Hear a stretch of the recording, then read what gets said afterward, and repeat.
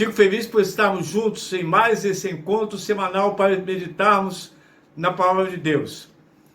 Teremos divulgar prazer em recebê-los em um dos nossos cultos, nos dias e horários que aparecem na tela. Abramos a Palavra de Deus no livro do profeta Jonas, capítulo 1, versos 1 a 3. Usaremos a versão, a Bíblia na linguagem de hoje.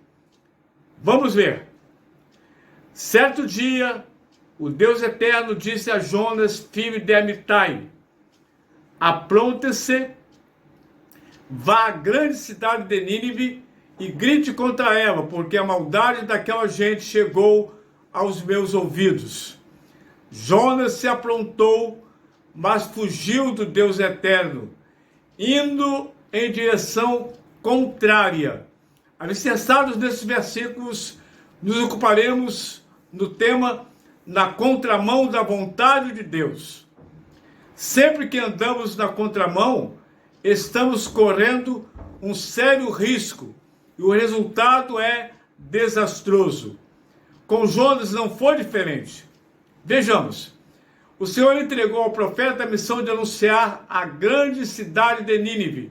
Nínive, naquela época, possuía entre 100 e 150 mil habitantes. Hoje é atual Mosul, no Iraque. O juízo de Deus se aproximava em razão do pecado de seus habitantes.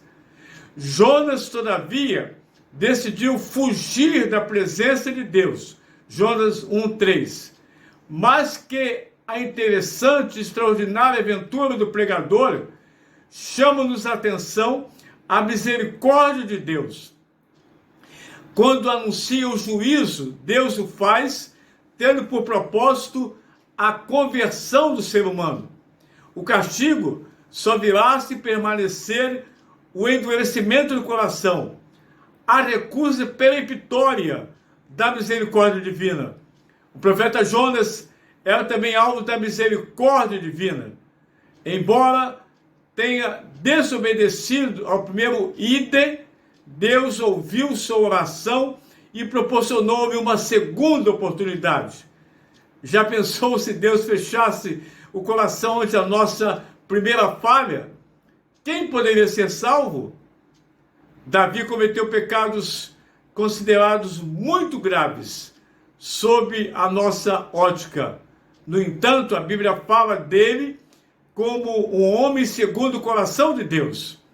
Veja, depois de tirar Saul, Deus pôs em seu lugar Davi, a respeito de quem Deus disse: Davi, filho de Jessé, é um homem segundo o meu coração, fará tudo que for da minha vontade. Atos 13, 22. Pedro negou o mestre, chorou amargamente e o Senhor abençoou o seu mavioso ministério. Deus sempre nos oferece o ensejo de nos reerguermos. Urge que aproveitemos as oportunidades. A mensagem de Jonas deveria ser curta e objetiva. O objetivo era condicional. Se assim não fosse, não haveria necessidade de enviar um profeta, nem teria sentido o prazo de 40 dias para a destruição daquela cidade. A mensagem dura achava-se em consonância com a atitude divina em relação ao pecado extraordinariamente abominável e Deus em qualquer circunstância. A pregação de Jonas produziu um efeito imediato, extraordinário. Nínive é uma cidade pagã.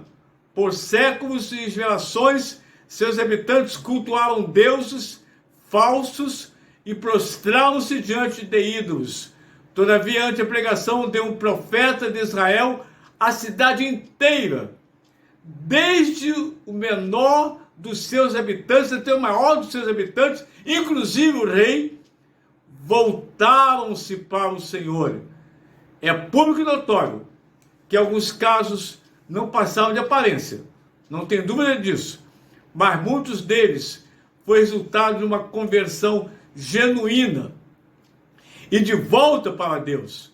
O registro da mensagem de Jonas não promete levantamento do castigo em caso de arrependimento, não fala de misericórdia, não chama atenção para a operação do amor de Deus, mas o profeta era mais que um pregador apocalíptico prenunciando destruição.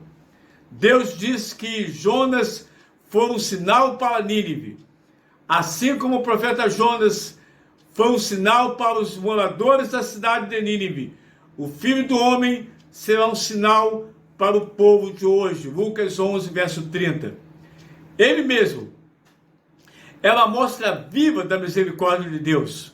Os fatos dramáticos de sua vida provam que Deus salva quando há arrependimento.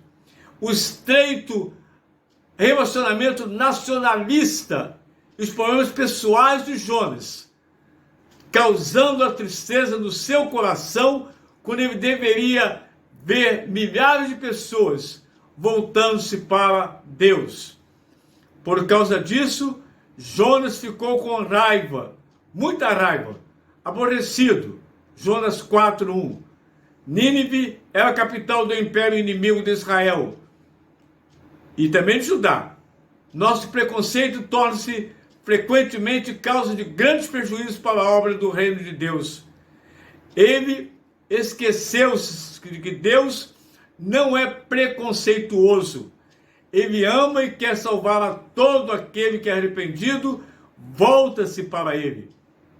Você não quer fazer isso agora? Oremos. Nosso Deus, nosso Pai, eu não sei até onde está chegando essa mensagem, mas o Senhor sabe. Quem sabe ela chegou a um coração que está arrependido dos seus pecados, que já confessou os seus pecados a Deus e quer uma mudança de vida, quer voltar-se para o Senhor.